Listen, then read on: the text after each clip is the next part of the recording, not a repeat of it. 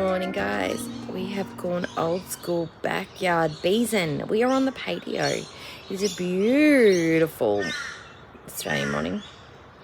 If you hear the ting-a-ling-a-lingle of a little cat bell, that'll just be Buddy lurking, hanging around, trying to get some camera time. Currently, he's just listening to the birds. And if you haven't heard these videos before, there will be plenty of bird noises. So if that drives you up the wall, I'm sorry.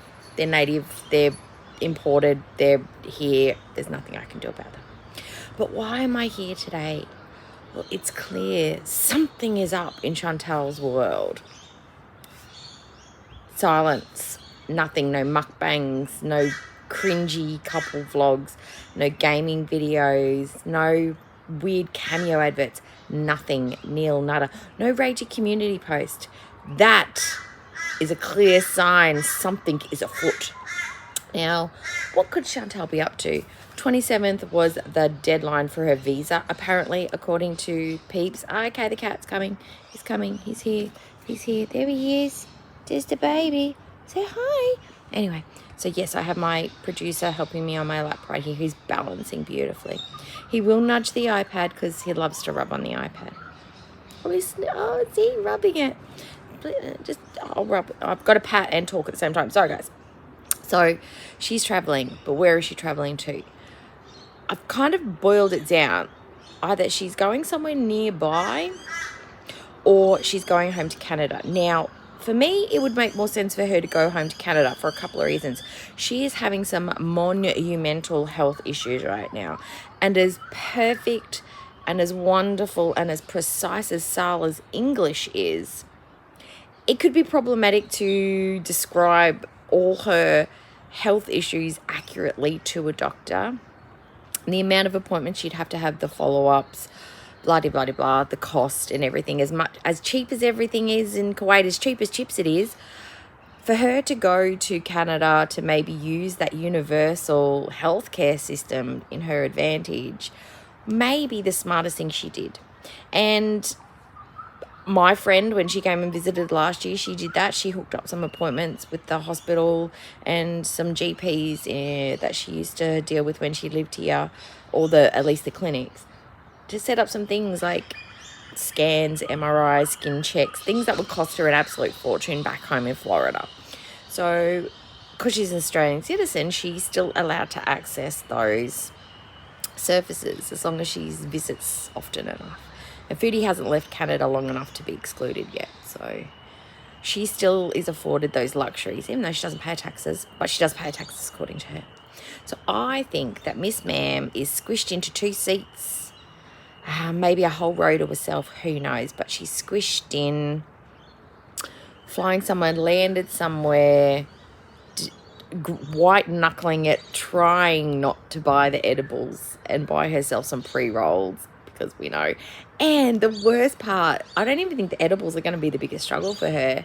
It's the fact that the McDonald's and the BK, the pizza and the pasta is not halal.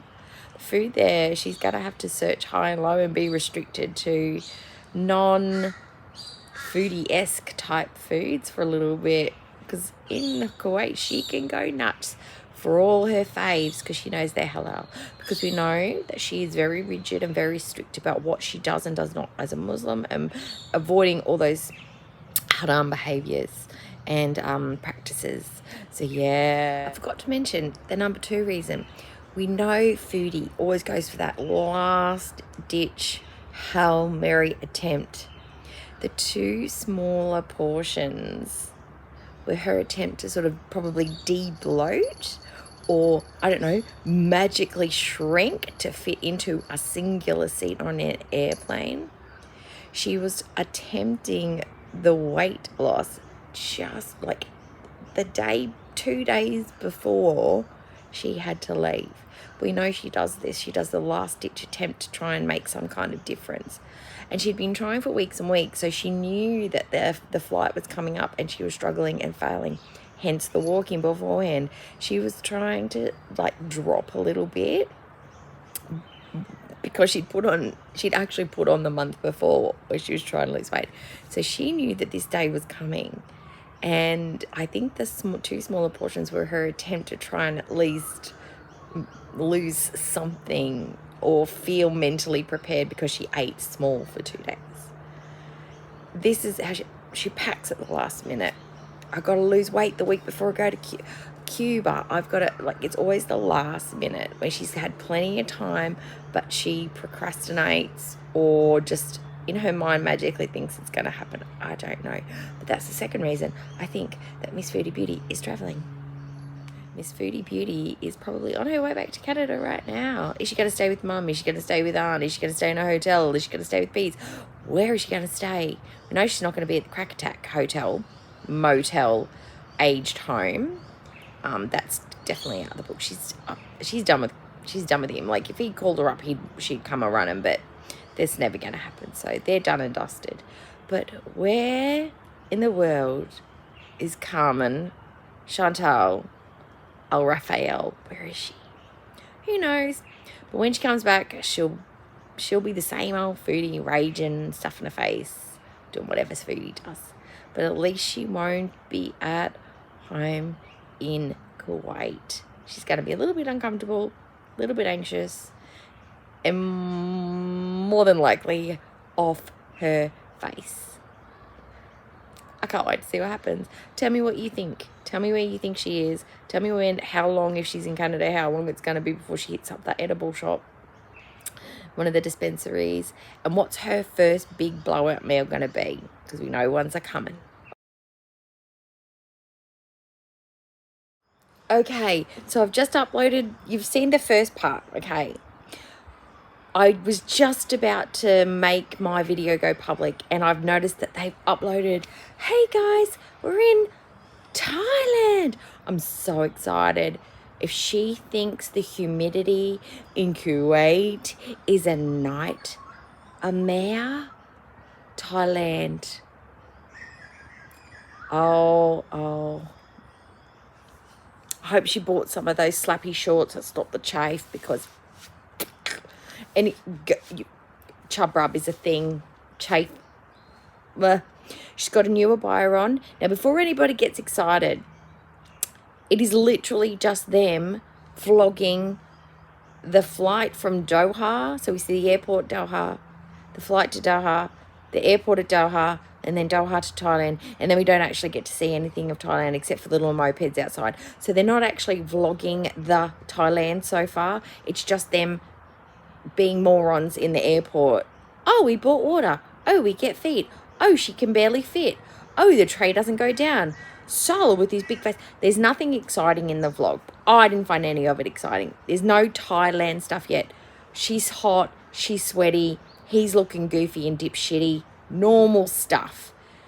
However, they're in Thailand. So the visa escape is Thailand because cheap, quick, and it is a place that Salah can use his Syrian passport for. So it was one of the places that they've talked about. She was trying to lose a little bit of weight to get into the seats to fly. She did only use one seat. However, she was sitting next to Salah, so it's okay to squish your loved one. And guys, it was the lustiest thing I've ever seen. They held hands. And trust me when I say it was the most awkward and deliberately filmed, framed. Literally all you could see was their hands holding hands, and then they did it slowly so you could see them wrapping their fingers around each other. Totally in love, guys. Totally for reals. We didn't put that in at all just to prove to you that we are in love. Nah, not at all. But anyway, they're in Thailand. And the abaya that she chose was not black. It was white with blue prints with buttons. She'll be out of it in no time. Wasn't the worst thing I've ever seen, but it wasn't pretty by any standards. But yay, we know where they are. Mystery solved. Thailand. All right, guys. Bye-bye. Welcome to my world. 오랜만이 나로 반겨 말아 걸어 내게 맡겨 결국 모든 것이 바꿔야 해가 뜨고 눈을 감아 엉켜버린 사이코 같은 패턴에 눈이 돌아 몇 년 동안 쌓이고 이거 잠이 들